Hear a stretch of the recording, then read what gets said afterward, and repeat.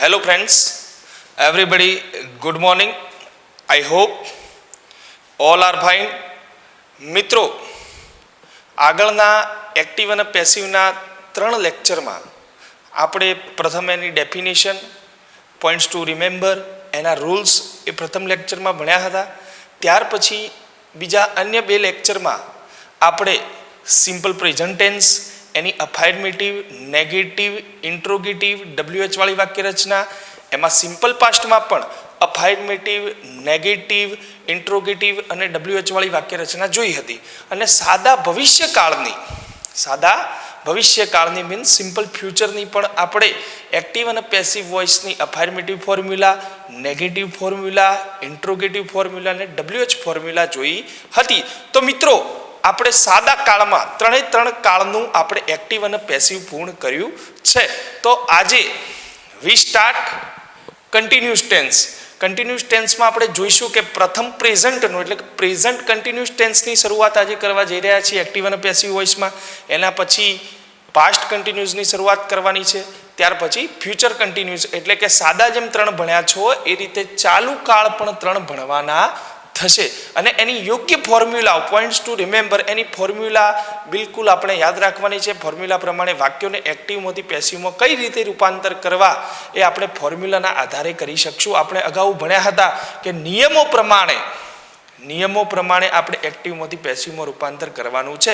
તો today we will learn active and passive voice. પણ શેનું એક્ટિવ અને પેસિવ વોઇસ છે? Present progressive. It is also called the present continuous tense. બરોબર છે. પ્રેઝન્ટ કન્ટિન્યુઅસ ટેન્સ એટલે આપણે ગુજરાતીમાં બધા જાણીએ છીએ કે આને ચાલુ વર્તમાનકાળ કહેવાય. કયો વર્તમાનકાળ કહેવાય મિત્રો? ચાલુ વર્તમાનકાળ કહેવાય. એની ડિફિનેશન પણ આપણે ભણ્યા હતા કે the present continuous tense is used to express an action that is taking place at the time of speaking. એટલે કે જે ક્રિયા આપણે કરી રહ્યા છો અથવા તો બોલતી વેળાએ જે કોઈ ક્રિયા ચાલુ છે એ તમામ ક્રિયાઓ ચાલુ વર્તમાન કાળમાં આવતી હોય છે. અત્યારે હું જ મારું એક એક્ઝામ્પલ લઈ લઉં છું કે હું બોલી રહ્યો છું તો આઈ એમ સ્પીકિંગ નાઉ.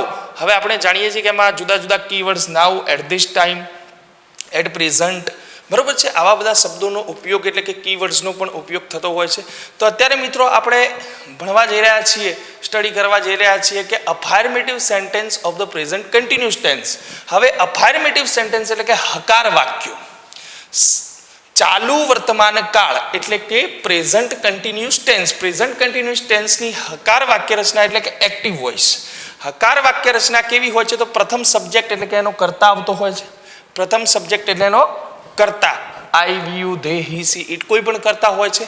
એના પ્રમાણે એમ, ઇઝ, આર, આઈ સાથે એમ લાગતું હોય છે, હી, સી, ઇટ સાથે ઇઝ લાગતું હોય છે, વી, યુ, ધે સાથે આર લાગતું હોય છે. અને ક્રિયાપદ જે આપેલું છે એનું verb ING, am is are verb ING હોય, it is called the present progressive tense, it is called the present continuous tense.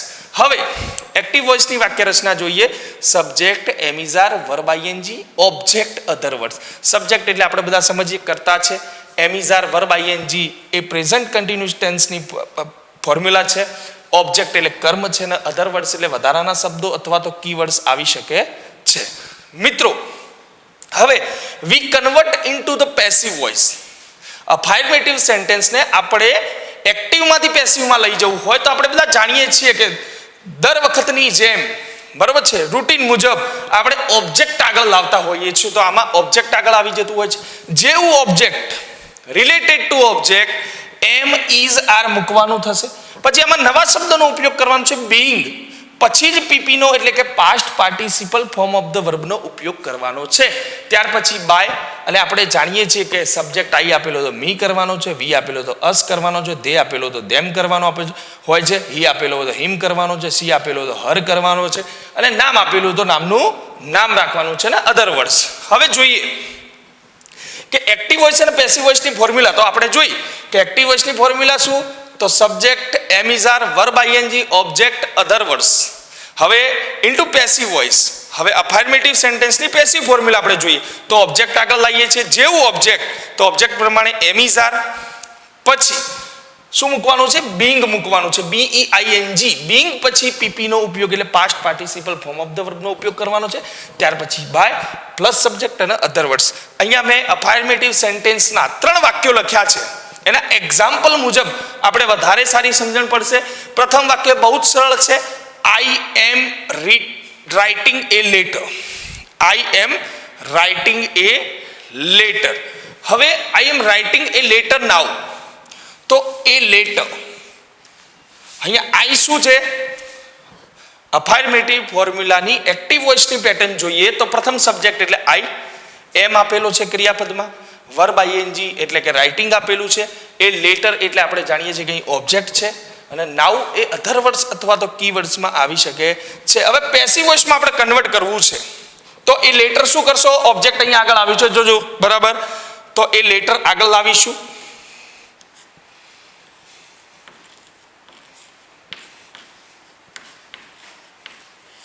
A letter object કેવું છે? એક વચન છે. એક વચન છે એટલે શું મૂકીશું? ઇઝ મૂકીશું. બહુવચન હોત તો શું મૂકો? આર મૂકો. એ લેટર ઇઝ બીંગ આપેલું છે, જોજો. એના પછી પીપી, રાઇટ, રોટ અને રિટન. તો શું કરવાનું છે? Being written. અને આઈનું આપણે જે રૂલ્સ પ્રમાણે બાયનું શું થશે? By me. અને આ જે વધારાના શબ્દો છે નાઉ એ પાછળ લગાવી દઈશું. ઓકે, તો પ્રથમ વાક્ય આપણને સમજ પડી કે આઈ એમ રાઇટિંગ એ લેટર નાઉ, તો એ લેટર ઓબ્જેક્ટ છે, એ લેટર આગળ આવી ગયું. લેટર એક વચન છે એટલે ઇઝ મૂક્યું છે, પછી બીંગ મૂક્યું છે, પછી પીપી મૂક્યું છે, અને બાય પ્લસ સબ્જેક્ટ અને અધર વર્ડ્સ આપણે મૂક્યા છે. બીજું વાક્ય એ રીતે જોઈશું કે he is arranging books this time. બરોબર છે, તો અહીં બુક્સ એ શું છે? આપણું કર્મ છે, ઓબ્જેક્ટ છે. હી કરતા છે, હી ઇઝ અરેન્જિંગ ક્રિયાપદ છે, અહીં જોઈ શકો છો. ઓબ્જેક્ટ એ આપણું બુક્સ છે, 30 ટાઈમ એ વધારાના શબ્દો છે. તો પેસિવ વોઇસમાં જોઈએ તો ઓબ્જેક્ટ આગળ લાવવાનું છે, તો ઓબ્જેક્ટ આગળ લાવશું તો શું કરશું? બુક્સ આગળ લાવીશું. બુક્સ, તો બુક શું છે? એક વચન નથી, બહુવચન છે. બહુવચન છે તો એમિઝારમાંથી શું મૂકીશું? આર મૂકીશું.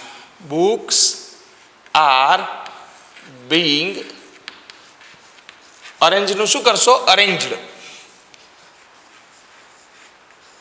અરેન્જડ બાય, હીનું શું કરવાનું છે? બાય હિમ કરવાનું છે. By him this.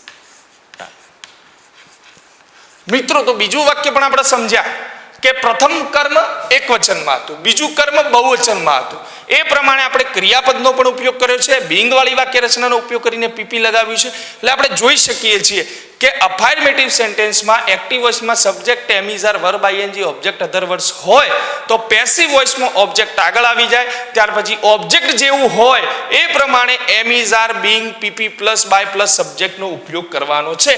ત્રીજું વાક્ય પણ આપણે અફાર્મેટિવ સેન્ટેન્સનું જોઈએ કે Parul is giving me a nice gift. અહીં ગૌણ કર્મ અને મુખ્ય કર્મ બે રીતે વાક્યો બનશે. ગૌણ કર્મ અને મુખ્ય કર્મ. તો પ્રથમ મુખ્ય કર્મથી વાક્ય બનાવીએ તો મુખ્ય કર્મ એ નાઇસ ગિફ્ટ છે, તો એ નાઇસ ગિફ્ટ આગળ આવતા એક વચન છે nice gift. A nice gift is being given. હવે આ મી છે, ગૌણ કર્મ છે ને ટુ વડે દર્શાવવાનું તો મેં કીધું હતું અગાઉ પણ. To me by Parul. નામનું બાય શું થશે? નામ જ રહેશે. હવે કેટલાક વિદ્યાર્થી મિત્રોની એવી ઈચ્છા હોય કે સાહેબ આ રીતે નથી બનાવો, તો કઈ રીતે વાક્ય બનાવશો? જોઈ શકીએ અહીંયા કે એ ગૌણ કર્મ છે મી, મુખ્ય કર્મ નથી, ગૌણ કર્મ છે. મીને આગળ લાવતા શું થશે? આઈ થશે.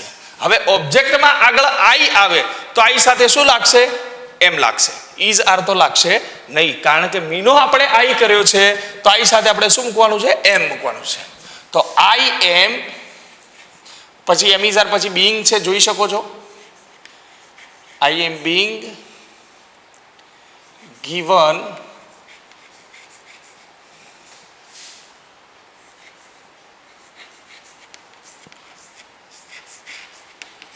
nice gift by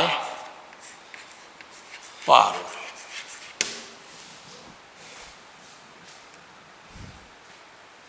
હવે Parul is giving me a nice gift. આપણે એ વાક્ય જોયું. મુખ્ય કર્મ અને ગૌણ કર્મથી બંને રીતે એક્ટિવ અને પેસિવમાં આપણે પરિવર્તન કર્યું. તો પેસિવમાં આ રીતે નાઇસ ગિફ્ટથી એટલે કે મુખ્ય કર્મથી વાક્ય બનાવ્યું. તો બીજી રીતે આપણે મીને આગળ લાવતા ગૌણ કર્મથી વાક્ય બનાવ્યું. બંને રીતે વાક્યો બનાવી શકો છો અને બંનેમાંથી કોઈ પણ વાક્ય સાચું લખો એ સાચું જ ગણાશે. બરાબર છે. બંને પણ પરીક્ષામાં લખી શકો છો આપણે. બરાબર છે. ત્યાર પછી નેગેટિવ ફોર્મ્યુલા, નેગેટિવ સેન્ટેન્સીસ. હવે નેગેટિવ સેન્ટેન્સમાં જોઈએ કે આપણે અફર્મેટિવ ફોર્મ્યુલા જોઈ તો એમાં એમિઝાર પછી તરત જ નોટ મૂકી દેવાનું છે. એને નેગેટિવ ફોર્મ્યુલા કહેવાય છે. તો અહીં negative formula, negative sentences present progressive નહીં એક્ટિવ વોઇસની વાક્ય રચના જોઈએ તો એક્ટિવ વોઇસમાં subject, am is are, not, verb ING, object અને અધર વર્ડ્સ યા કીવર્ડ્સ આપેલા હશે. તો નેગેટિવ સેન્ટેન્સમાં પેસિવ વોઇસમાં કન્વર્ટ કરવું હોય, એક્ટિવ વોઇસમાંથી પેસિવ વોઇસમાં કન્વર્ટ કરવું હોય તો આપણે રાબેતા મુજબ, નિયમ મુજબ ઓબ્જેક્ટ આગળ આવી જતું હોય છે. ત્યાર પછી એમિઝાર, ત્યાર પછી નોટના સ્થાને નોટ જ રહેશે. ત્યાર પછી being plus PP plus by plus સબ્જેક્ટનો ઉપયોગ કરવાનો છે. ફરીથી એક વખત આપણે ફોર્મ્યુલા, રિમેમ્બર ટુ ફોર્મ્યુલા યોગ્ય રીતે આપણે યાદ કરવાની છે અને ફોર્મ્યુલા મુજબ જ વાક્યો બનશે. બરોબર છે. ફોર્મ્યુલા આવડતી હશે તો જ સારી રીતે વાક્યો સાચા બની શકશે. હવે નેગેટિવ સેન્ટેન્સમાં આપણે જોયું કે subject, am is are, not, verb ING, બરોબર છે, ઓબ્જેક્ટ અને અધર વર્ડ્સ. તો પેસિવ વોઇસમાં આપણે એ ઓબ્જેક્ટ આગળ લાવતા હોઈએ છીએ. Am is are, not, being plus PP plus by plus subject આપણે આ રીતે વાક્ય પૂર્ણ કરતા હોઈએ છીએ. તો પ્રથમ વાક્ય અહીં આપેલું છે, he is not eating banana this time. બરોબર છે. તો અહીં હી આપણો કર્તા છે, ઇઝ એ ક્રિયાપદ છે, નોટ આપેલું છે, ઇટિંગ એ વર્બ આઈએનજી છે, બનાના એ કર્મ છે અને this time A other words અથવા તો કીવર્ડ્સ પણ કહી શકાય છે. તો હવે બનાનાને આગળ લાવતા બનાના એક વચન છે તો બનાના ઇઝ, નોટનું નોટ, પછી બીંગ મૂકવાનું છે, નોટ બીંગ, ઈટ, એટ અને ઈટન. શું થશે? ઈટ, એટ અને ત્રીજું રૂપ શું થશે એનું? ઈટન. તો આપણે વર્બ 3 શું મૂકીશું? ઈટન મૂકીશું. Being eaten by him this time. મિત્રો આપણે આ વાક્ય જોયું કે he is not eating banana this time. બરોબર છે. તો banana is not being eaten by him this time. આ રીતે વાક્ય બનશે. હવે we are not giving her anything now. અહીંયા we are not giving her, તો અહીંયા હર છે. હર એ આપણું કર્મ છે. બરોબર છે. હર એ આપણું શું છે? કર્મ છે. તો જોઈ શકીએ છીએ કે હર આગળ લાવીએ, અહીંયા મી આગળ લાવ્યું હતું એ રીતે હર આગળ લાવીએ તો શું થશે? She is not being given anything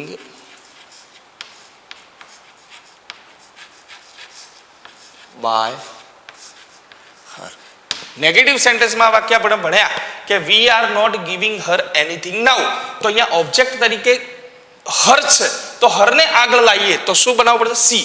C સાથે એક વચન is, not, being, given anything by અને સીનું સોરી અહીંયા વી છે એટલે આપણે અસ કરવાનું છે, બાય અસ. મિત્રો હવે આપણે ઇન્ટ્રોગેટિવ સેન્ટેન્સીસ, પ્રેઝન્ટ કન્ટિન્યુઅસ ટેન્સના ઇન્ટ્રોગેશન સેન્ટેન્સીસ જોવાના છે. તો એની એક્ટિવ વોઇસની વાક્ય રચના જોઈએ કે ટુ બી થી શરૂ થતા પ્રશ્નાર્થ વાક્યો તો એમિઝાર આગળ આવતા હોય છે, પછી સબ્જેક્ટ એટલે કર્તા, વર્બ આઈએનજી, ઓબ્જેક્ટ અને અધર વર્ડ્સ. તો એની પેસિવ વોઇસમાં વાક્ય રચના શું બનશે? તો પેસિવ વોઇસમાં એમિઝારની જગ્યાએ એમિઝાર, પણ ઓબ્જેક્ટ રિલેટેડ, જેવું ઓબ્જેક્ટ હોય એવું એમિઝાર મૂકવાનું થશે. ત્યાર પછી being, PP plus by plus subject અને અધર વર્ડ્સ. એ આપણે બહુ ધ્યાન રાખવાનું છે. શું કીધું છે કે સબ્જેક્ટ એટલે કે પ્રથમ તો પ્રશ્નાર્થ વાક્યની ટુ બીની વાક્ય રચના પ્રેઝન્ટ કન્ટિન્યુઅસ ટેન્સની જોઈએ તો એમિઝાર, સબ્જેક્ટ, વર્બ આઈએનજી, ઓબ્જેક્ટ અને અધર વર્ડ્સ એવી વાક્ય રચના છે.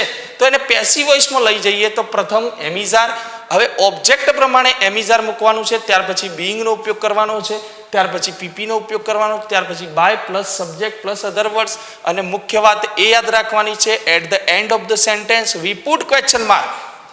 એક્ટિવ વોઇસમાં પણ આપણે પ્રશ્નાર્થ ચિહ્નનો ઉપયોગ કરવાનો છે અને પેસિવ વોઇસમાં પણ આપણે પ્રશ્નાર્થ ચિહ્નનો ઉપયોગ કરવાનો છે.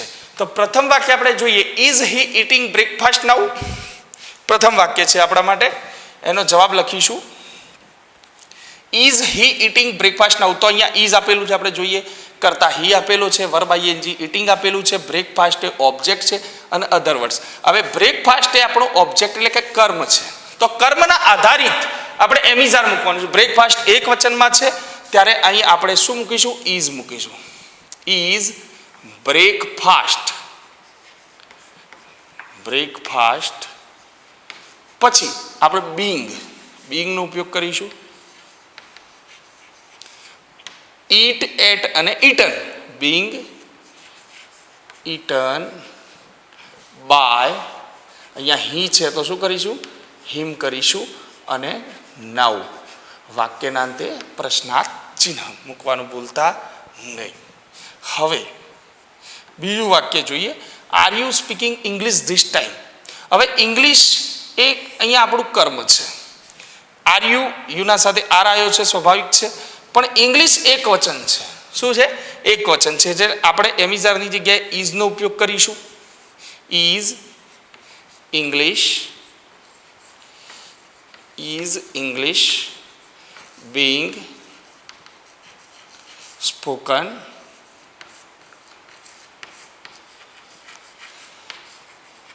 by you this time? આપણે અહીં જોયું કે are you speaking English this time, તો ઉપરવાળા વાક્યમાં એમિઝારમાંથી આર મૂકેલો છે, સબ્જેક્ટ યુ મૂકેલો છે, સ્પીકિંગ વર્બ આઈએનજી છે, ઇંગ્લિશ ઓબ્જેક્ટ છે અને ધીસ ટાઈમ એ કીવર્ડ્સ અથવા વધારાના શબ્દો છે. તો અહીંયા પેસિવ વોઇસમાં એમિઝારમાંથી મૂકવાનું છે પણ ઓબ્જેક્ટ રિલેટેડ. તો ઇંગ્લિશ એક વચનમાં આવે છે ત્યારે આગળ ઇઝ મૂકીશું. Is English being speak, spoke અને સ્પોકન બાય, યુનું બાય યુ જ રહેશે ધીસ ટાઈમ. મિત્રો હવે આપણી લાસ્ટ પેટર્ન WH થી શરૂ થતા વાક્યો એટલે કે હુંથી શરૂ થતા વાક્યો.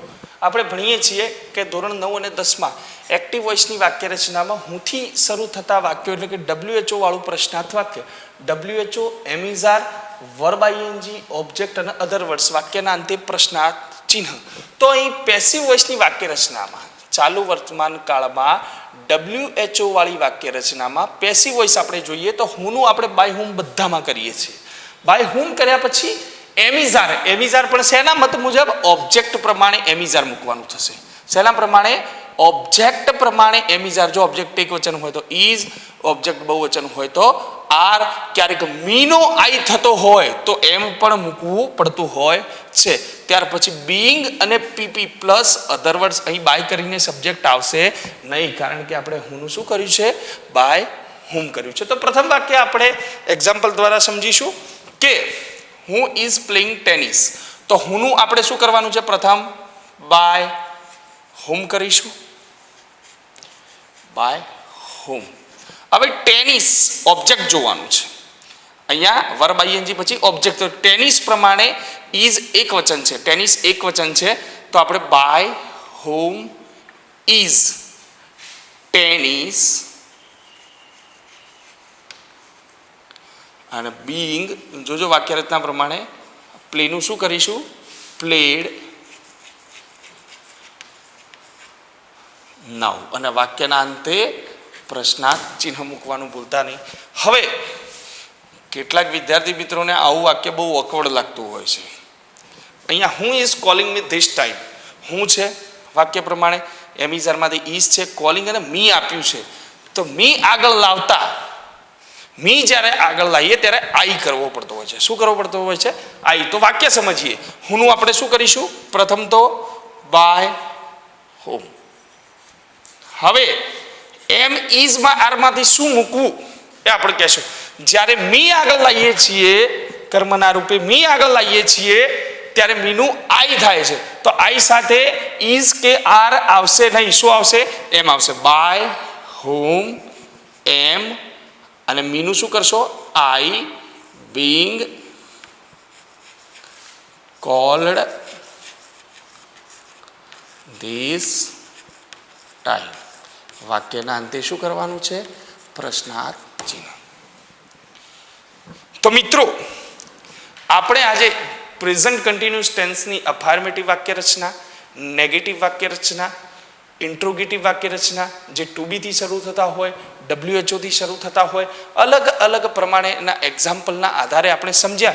તો ઘરેથી આપણે એક ફોર્મ્યુલાના, એટલે કે અફર્મેટિવ ફોર્મ્યુલાના 5, નેગેટિવ ફોર્મ્યુલાના 5, ઇન્ટ્રોગેટિવ ફોર્મ્યુલાના 5, એટલે કે આપણે 20 વાક્યો પ્રેઝન્ટ કન્ટિન્યુઅસ ટેન્સના એક્ટિવમાંથી પેસિવમાં રૂપાંતર કરીશું. અને મિત્રો જ્યારે કોરોનાનો સમય છે અને આપ ઘરેથી અભ્યાસ કરો છો, તો એ અભ્યાસ માટે પણ આપણું સ્વૈચ્છિક શૈક્ષણિક સંકુલ આપને પૂરતો પ્રયત્ન કરે છે કે આપના સુધી સ્ટડી મટીરિયલ પહોંચી શકે અને એના માધ્યમથી આપ ઘરે બેસીને સુરક્ષિત રીતે અભ્યાસ કરી શકો. અસ્તુ. ભારત માતા કી જય.